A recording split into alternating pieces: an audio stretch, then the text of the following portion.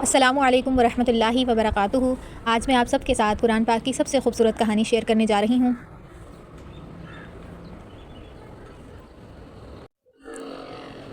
ایک ایسی کہانی جسے اللہ تعالیٰ نے خود حسن القصص یعنی سب سے بہترین قصہ کہا ہے۔ یہ کہانی ہے حضرت یوسف علیہ السلام کی، اور یہ صرف ایک نبی کی کہانی نہیں ہے بلکہ ایک باپ اور بیٹے کی محبت کی کہانی ہے۔ محبت، آزمائش، جدائی، صبر، امید اور اللہ تعالیٰ کی پلاننگ کی حیرت انگیز داستان ہے۔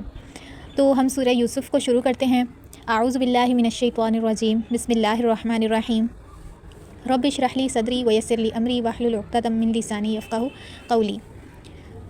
حضرت یوسف علیہ السلام ابھی چھوٹے سے تھے، معصوم، نرم دل، اپنے والد حضرت یعقوب علیہ السلام کے بہت قریب تھے۔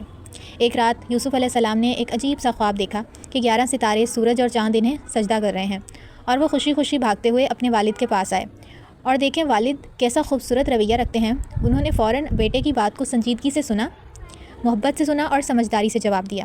آج کے والدین کے لیے کتنا بڑا سبق ہے کہ وہ اپنے بچوں کے خواب کو نظر انداز نہ کریں، ان کی بات کو اہمیت دیں اور ان کے اندر کی چمک کو پہچانیں۔ لیکن اس محبت کو دوسرے بھائیوں نے بہت غلط سمجھا، دل میں حسد بھڑک اٹھا، اور وہی حسد حضرت یوسف علیہ السلام کو ایک اندھیری آزمائش میں لے گیا۔ وہ انہیں جنگل میں دور لے گئے اور وہاں ایک کنویں میں پھینک دیا۔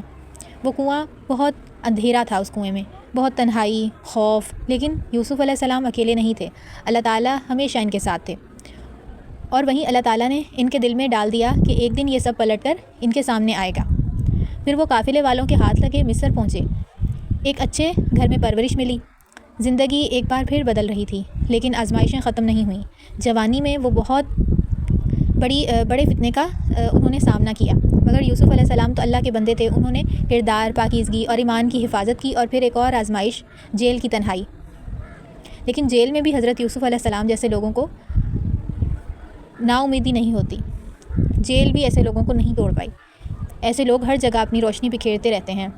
لوگ ان کے اخلاق، ان کی نرمی اور ان کی حکمت سے متاثر ہو کر خود کہتے تھے کہ ہم تمہیں نیک لوگوں میں سے دیکھتے ہیں۔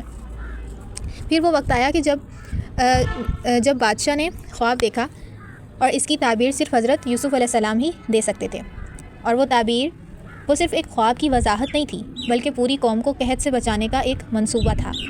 یہاں پتہ چلتا ہے کہ اللہ تعالیٰ جب کسی کو نوازتے ہیں تو پہلے آزماتے ہیں اور پھر عزت دیتے ہیں، اور ایسی عزت دیتے ہیں کہ وہ ہمیشہ رہتی ہے۔ وقت گزرتا ہے، آزمائش ختم ہوتی ہیں، اور وہ لمحہ آتا ہے جس کا انتظار یعقوب علیہ السلام نے برسوں کیا تھا۔ آنکھوں سے بینائی چلی گئی مگر امید نہیں گئی، اور پھر باپ اور بیٹا ایک دوسرے سے ملتے ہیں۔ وہ جدائی، وہ درد، وہ دعائیں، سب کا صلہ اللہ تعالیٰ نے دے دیا، اور یوسف علیہ السلام کی وہی خواب پہلی رات پورا ہوا، وہ جو انہوں نے دیکھا تھا کہ ستارے، سورج اور چاند سجدہ ریزتے، یعنی بھائی، ماں اور باپ سب ان کے سامنے جھک گئے بہت عزت کے ساتھ۔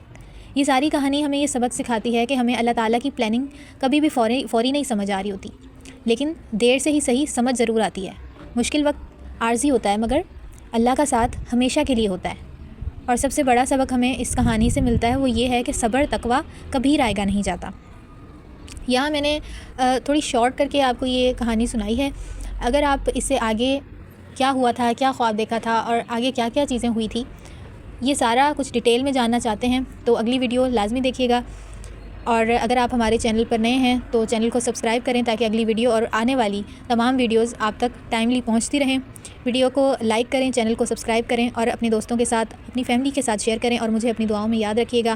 انشاءاللہ ملیں گے اگلی ویڈیو میں۔